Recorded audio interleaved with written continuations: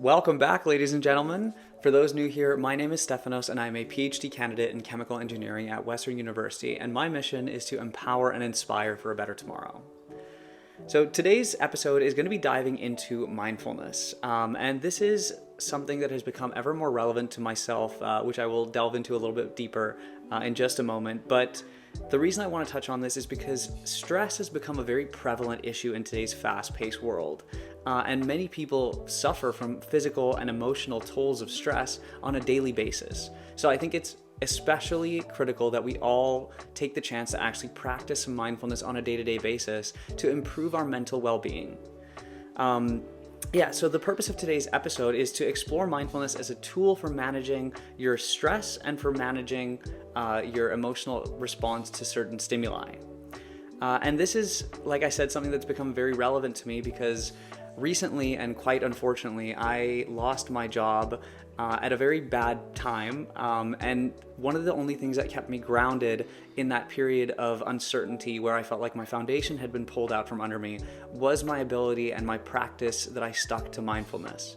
So this is why this has become a very relevant topic that's been on my mind lately, and just was something that I wanted to share my own experience with you guys in the hopes that it can maybe help you as well in case you're going through something difficult. So before we begin, we have to understand what stress is, and the fact that stress is the body's natural response to a perceived threat or a challenge. And there's two forms of stress, which typically doesn't really get highlighted as much, but there is actually a positive form of stress called eustress, and then a negative form of stress, which is more commonly known as distress. And both of these forms of stress can have very drastic effects on our physiology. And this includes like physical and mental symptoms, including increased heart rate, increased fatigue, the feeling of anxiety, or a feeling of brain fog, or anything of the sort that basically takes away from your ability to focus and be productive in that moment. So it's also very important to understand that there are two types of stress as well, along with being positive and negative. We also have acute and then chronic forms of stress. Acute being short-term stress, like those that are associated with an upcoming deadline or some task that you need to get completed within a certain period that you know is upcoming. And then there is chronic stress, which is long-term and typically the more harmful of the two, as they have a prolonged period of time to elicit those negative effects on you. Typical examples of long-term chronic stress are issues related to your personal life, like family or your relationships, or any stressors that you believe that you have in work. So I think it's very important to break down these two categories of stress so that way you can compartmentalize which ones you're trying to target at a given time. And once again, specificity is the key, is the first step to solving any problem. You have to be able to identify and quantify what exactly it is that you want to change to be able to make that change in the first place. So, having said all this, what is mindfulness? So, I've defined mindfulness as the practice of being fully present and engaged in the current moment without judgment. It's about focusing on the here and the now. And this is very important to highlight because it encompasses the awareness of one's thoughts. Not only your thoughts, but also the emotions that you're experiencing, any sensations that you're feeling, and anything that's going on in your surroundings. And it's about observing these aspects without trying to change or analyze them. In other words, the way that I think about it when I engage in my mindfulness practice is that you are simply the vessel for the experiences that are going on around you to be perceived through. So by taking a step back out of yourself, you're almost allowing experience to occur without you interjecting. And I think there's a simple metaphor that we can use, which I wrote down here as being the silent observer of your thoughts and emotions, as if you're watching clouds pass by. So if you're picturing yourself just sitting outside on a bench or something, and you can picture each emotion that is arising and leaving as a cloud that's passing through the sky. That's the best way that I was able to describe and identify my form of mindfulness. So there is actually a lot of science behind the effectiveness of mindfulness. And this is not just a trendy self-help technique. This is a very well-researched and evidence-based practice. And I would like to highlight a few significant takeaways, a few significant highlights of the science behind mindfulness. So the first of these is how our brain physically changes with the ongoing practice of mindfulness. And there's very interesting research that has shown that regular mindfulness practice can lead to a shrinkage of the amygdala, which is the brain region associated with the body's stress response. And then hence this in turn can lead to decreased stress reactions and decreased stress overall. Then there's the concept of the default mode network, the DMN, and mind wandering. So to introduce this concept, the default mode network is typically a brain network that we all possess, and it's responsible for our mind's wandering and our self-referential thoughts. So in other words, our internal self-talk. And the thing is, when you practice mindfulness, we can actually reduce the activity of the DMN, and this can lead to less mind wandering and rumination on past experiences, basically less of those experiences where you're sitting there thinking of all the times that you messed up in the past. And this reduction can help alleviate the symptoms primarily of anxiety, but also of stress. Then there's the third topic, which is on neuroplasticity and brain growth. And this is one of the most interesting aspects of mindfulness that I've ever experienced. And this is that practicing mindfulness on a regular basis can contribute to positive neuroplastic changes. Or in other words, it can change the actual chemistry of your brain, leading to more neural pathways that can hence lead to better management of stress, better management of your emotions, and in fact, even things like memory or your ability to learn and retain information. So the impacts are truly numerous. And further to that, this can lead to further growth of the brain regions that are associated with emotional regulation, attention, and even empathy. So there is a very important factor that is proven clinically to improve your entire well-being. Now, moving on a little bit further from this, we also have to talk about the effect of mindfulness on neurotransmitters and hormones. And this is a very interesting also field of study. Because before we dive into how mindfulness affects this, I think it's important to understand the role of neurotransmitters and hormones. These including compounds like serotonin and cortisol, which are basically the happy and the stress chemicals. So their proportion relative to every other compound in your brain dictates your emotional mood in that moment. But now mindfulness can positively influence these biochemical factors, and they can basically result in lower stress and an improved mood because they can flip the ratios of those chemicals relative to everything else in your brain. There are also long-term benefits and quite sustained effects of mindfulness. So it's not limited to the practice itself or in that moment where you're actually partaking in the act of mindfulness, but even having mindful moments throughout the day or a simple mindfulness practice, let's say in the morning, can have lasting effects on your productivity and your capabilities to focus on a given task at any time. Not only that, but it can also extend further than that, right? Like for stress or for happiness, your mood, if you're going through something difficult, it can really help you identify that feeling, but not let it control you.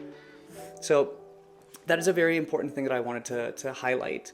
And there's also, I also wanted to highlight the fact that regular mindfulness practitioners typically experience not only immediate stress reduction, but long-term improvements in resilience and well-being, which can last far longer than they initially tried. Far longer than they initially committed to the practice for. And there was a very famous example actually given by Arnold Schwarzenegger, who he practiced a daily meditation for just over a year, but he, after pausing and halting his practice, was still able to retain that information and that memory of how to bring himself back to the present for years afterwards. And he credited it as one of the best investments, let's say, in himself that he's ever committed to. So if Arnie says it's true, there's got to be something there. So moving on to this, I actually wanted to bring up a few practical mindfulness exercises that we could all partake in together. So there's 4 that I have written down here, which if you have the time to do so, by all means, please pause this once we're done and give it a go. Try and see what you can actually experience when you practice this. So the first is the most obvious, and it's the most simple and accessible mindfulness exercises, and it's called simply mindful breathing. So it involves paying a close attention to your breath. So here's a step-by-step walkthrough. The first thing you're going to do is find a quiet place to sit or lie down, preferably sitting though, on a chair with your back supported.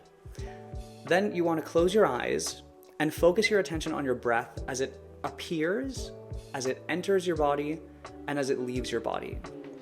And you want to pay as close attention as you possibly can. So commit every ounce of your attention to the moment the breath appears, through the inhalation, feel it at some point in your body, either focus on the entrance to your nose, or focus on how your chest expands with the breath and then descends as you exhale. And then don't force anything, just allow it to come and go as it naturally would. Then if your mind wanders, you want to gently bring it back to the focus on the breath without any judgment. So allow yourself to observe the thought that you had, let it float away, and then bring your attention back to the breath. And this exercise can be done for a few minutes or for longer periods of time, depending on how much time you have available. But I would recommend, if possible, attempting at least 10 minutes per session, because it takes quite a while for you to actually stop having your mind wander in the first place and being able to actually bring that attention back to the breath. The next of the methods is called a body scan. And this is honestly one of the most effective methods that I've tried myself, especially when severely stressed. And this is an exercise that's aimed at promoting body awareness and relaxation. So here's how it works. You want to sit once again in a chair upright with your back against the support, with your feet flat on the floor. Then, beginning at your toes and slowly working your way up, you want to start paying attention to each individual part of your body. And this includes scanning every area. Notice any tension that you're feeling, notice the sensations, notice the weight of your body, and without trying to change anything, you're simply observing. And this brings your mind again to the present moment, to exactly what you're experiencing right now. And this can very easily help distract you and train your brain to let go of any negative experiences that you might be going through. So the goal of this exercise obviously is to create a deep awareness of the physical sensations and promote relaxation. The third technique that you can use, which honestly is probably one of my favorites, is mindful walking. So we all know that walks generally are just good for your health, good for your mental health and for your physical health. But when you include the aspect of mindfulness, it can truly take this to another level. So this can be done when you're walking slowly, whether indoors or out, preferably outdoors. But it's about being present in each step that you take. And here's how you can practice it. So start by standing still at the beginning of your walk and take a few deep breaths to center yourself.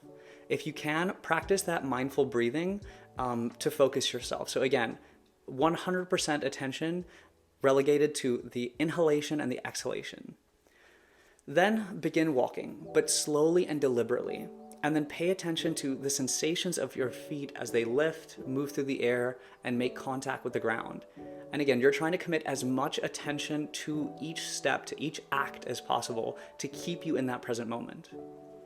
And then when you focus on each step and the changing scenery around you, it can help once again to train your mind to focus on the present, away from any stressors. Now the final technique, this is arguably my favorite, and it's called loving kindness meditation, otherwise known as metta. It's a practice that encourages the development of compassion and empathy, and it involves repeating positive and loving phrases both to oneself, but preferably to other people. So typically the structure involves sending love and well wishes to somebody that, first of all, it could either be to yourself, but like I said, I actually, as instructed by Sam Harris, who has a beautiful app called Waking Up, his version of loving kindness involves both thinking about somebody that you have a challenging relationship with, as well as somebody that you have a very close and fostering relationship with, and trying to genuinely send positive thoughts, saying phrases such as, I wish you to be happy, I wish you to be free of suffering, I wish you success, but truly meaning them. Because when you mean such a grateful, such a positive emotion, it is physically and neurochemically impossible for you to feel a negative emotion at the same time. So by extending this happiness and this growth, this love outwards, you're also accepting and loving yourself. So this was one of my favorite techniques that I learned while practicing through Sam Harris's app, Waking Up, and I could not recommend it enough. So yeah, these are the 4 techniques that I would highly recommend getting into mindfulness, and I hope that it's something that you can also try and let me know if it worked for you. So moving on, I want to discuss a little bit about mindfulness in daily life, and that, like I said before, mindfulness is not limited to formal meditations, but it can be integrated into your daily activities. So, for example, when you're even eating, you can practice mindful eating, which is savoring every bite, experiencing it to the fullest, or mindful listening, being fully present in conversations or in a moment, or when you're listening to music, or even when you're sitting outside and listening to, the world go by.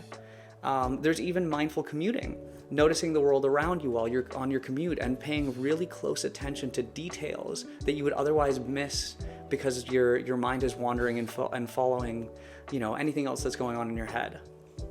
And this is incredibly beneficial because being present and engaged in these activities can not only help to reduce stress, but overall increase your satisfaction in life as well. And that's the key takeaway, that all of mindfulness really helps is not only the stress reduction, but also increases the satisfaction and the presence in each moment. So just to reiterate, mindfulness can serve as a powerful tool for stress management. And I'd actually like to tie in a quote typically reserved for Stoicism, but I find very relevant to the practice of mindfulness in terms of stress reduction. And that is that you cannot control what life throws at you, but you can control how you react to what it does. And this is the essence of what mindfulness is. It's basically helping individuals respond to stressors with increased resilience and emotional regulation, because you are disconnecting yourself from the energy that is involved within a certain emotion. So by allowing that emotion to simply be observed, it loses the power over you. So if you're feeling stressed or angry or distraught, you can actually take a step back in your mind and disconnect yourself from what that actually means. It loses its power over you because you can identify and observe it. And this is also incredibly useful for preventing stress from escalating into anxiety or burnout, because it allows individuals to recognize and manage their reactions more effectively.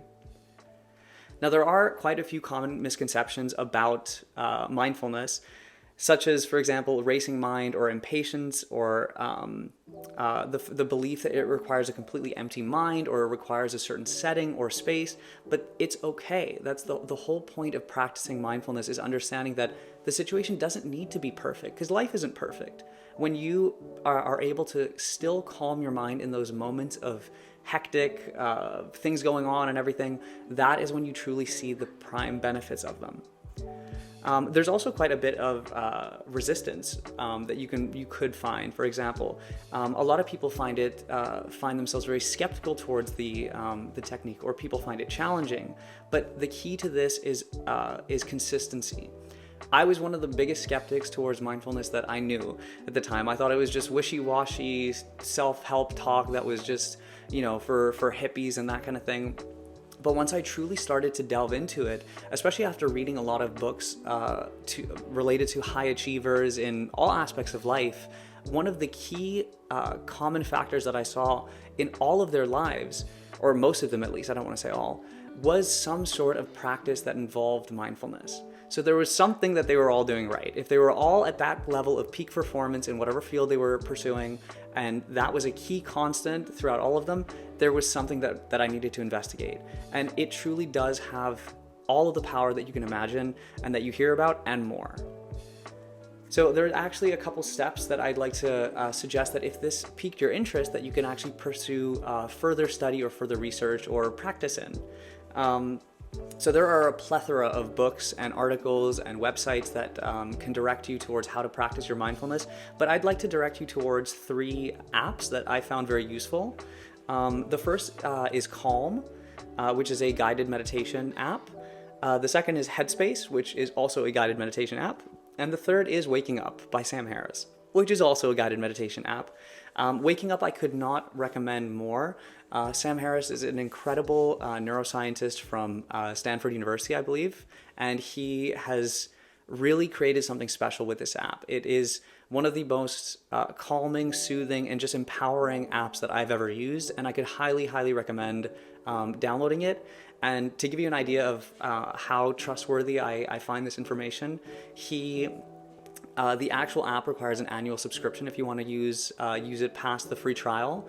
But because he believes that this information and this help should not be locked away to those that are unable to afford it, if you simply send them an email through the app, you can basically get the app for free, just because they don't want to have anybody paywall blocked to this information that could be used to help their lives better. So yeah, absolutely recommend any of those three, especially Headspace.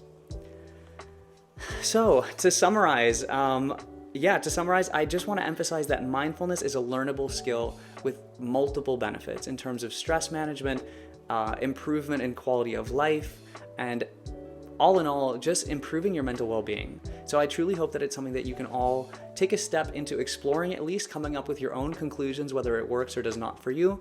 And by all means, let me know. I'm super excited to see if anybody actually partakes in these kind of practices and notices any benefits.